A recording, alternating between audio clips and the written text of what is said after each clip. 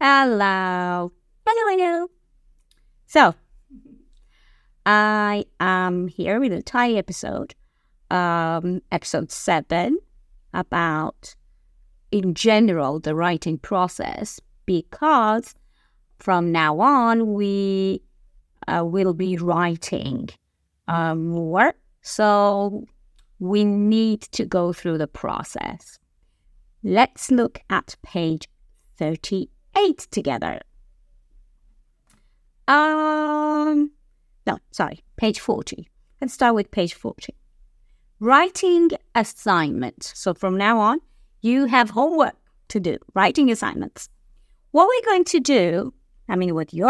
do is you are going to write a paragraph about your morning routine. In order to do that, we have to go through some steps. Step 1, which is a very, very important step, it's pre-write to get ideas.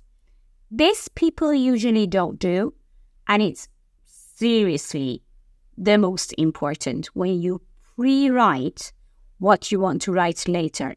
So you need to make a list. You take a piece of paper, you make a list. Today, I want to write about my morning routine. So I start with the things I do in the morning in a list, not sentences, in a list. 1, wake up. 2, get up. You know the difference? 3, brush my teeth, wash my face. Whatever you do in the morning, drink coffee, have breakfast, make eggs. You make a list of the things that you do in the morning. It's good to have the time, like 7 a.m. I get up. Check my phone. I forgot. I check my phone before anything else. Shower, shave, things you do. Check them in a dictionary. Look in your language, Farsi, Chinese, whatever your language is to English, dictionary to find the words that you need to put in your list about your morning routine. As I said, it's good to have the time, and do not, I repeat, do not write complete sentences. Just take notes, a few words. Here it says work with a partner. If you do have a partner, that's a good thing. You can talk to each other, and a partner can always give you ideas that maybe you didn't think about. In your list, try to use words like first, then, next, after that, and finally for the last one. Have them now in your notes. Later on, you can put them into your writing. So that's step 1. Step 2, you write the first draft. Draft is like checklist. It's not a complete writing. It's not tidy. It's not neat. It's just a draft, as the name says. For writing a draft, you need to also have a title because it's a piece of writing. It needs a heading. It needs a title. For example, here, getting ready for the day or my morning routine. Anything that you think is appropriate for your writing. And then, this is the nice part, you start your paragraph with a general statement, with a general sentence, with a fact, with something to make your writing interesting and attractive for people to read. For example, if we look at page 23 here, I have page 23. Here you have highlighted. It's easy for me to get ready for the day. You start with this sentence. It's nice. It's attractive. It tells me what you're going to write about. You also have the title, My Morning Routine. Or another one here, Getting Ready for the Day. This is the title. But then you have a nice sentence. I do many things to get ready for the day. And then you start. So having a general statement in the beginning of your writing is very, very important. general statement. Don't forget the title and then the general statement. And then you continue your paragraph with the notes that you have. I wake up, check my phone, take a shower, and so on. Step 3, revise and edit. Remember, you revise and you edit. So what you do is you read what you have written. It's always better if you read it out loud. When you read it out loud, you can hear yourself. And when you can hear yourself, you can realize your mistakes more easily. So read it out loud for yourself. Or you can ask somebody, a friend, to check it. It's called peer review. Peer means like your friend in your class. And they review it for you. Before in the book, on page 38, it gives you some ideas about peer review. If you are your friend's peer and you are checking their writing, you have to check their writing for 3 things. The content, what's inside it, the words and the phrases like vocabulary and sentences, and the format.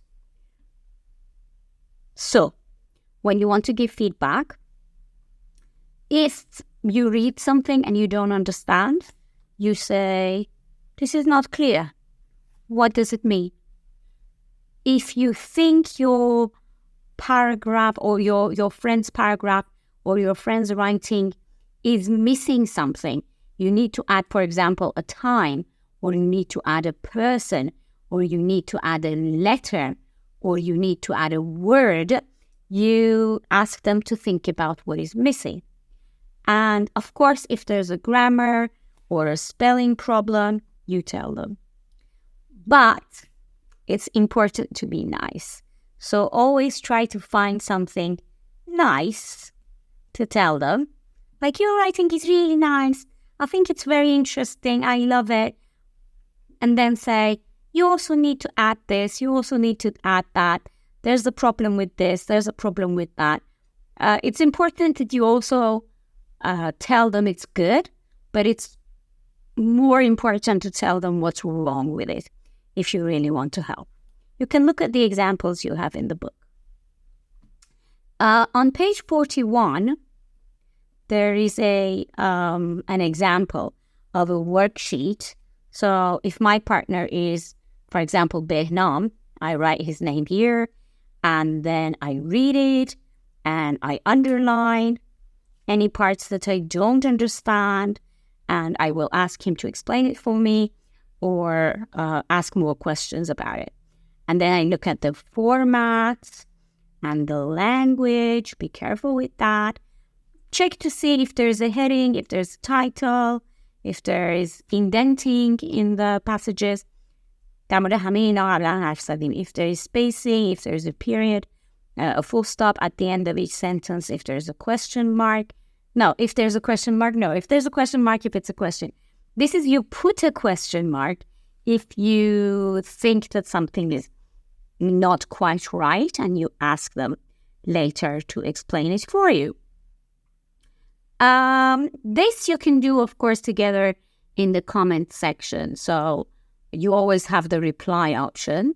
If I were you, I would write something, for example, about my daily routine, and then I would look in the comments, read other people's writings, and give them feedback, and make friends, technically, online.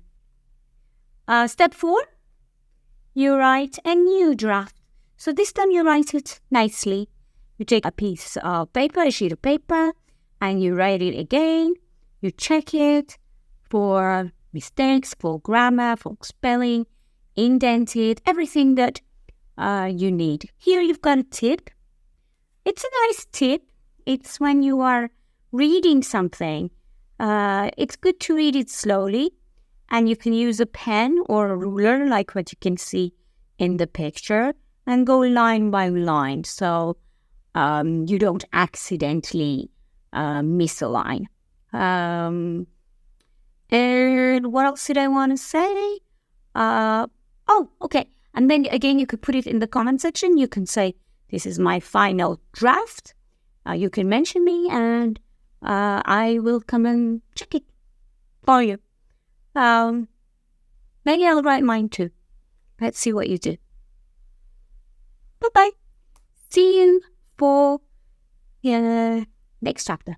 Chapter 3. Oh, by the way, on page 43, it gives you some more ideas. You can write about your, for example, sleep habits. It gives you some ideas here that you can use to write in your writing when you're taking notes. Or in general, you can keep a journal or a diary, what we call as like defter خاطرات. And then in your journal, you can use different topics to write about. Like it gives you ideas, food and drink, something that you bought, a picture. You can put pictures in your journal of a trip that you went and then write about it. Use different things and different ideas to start writing, to love writing.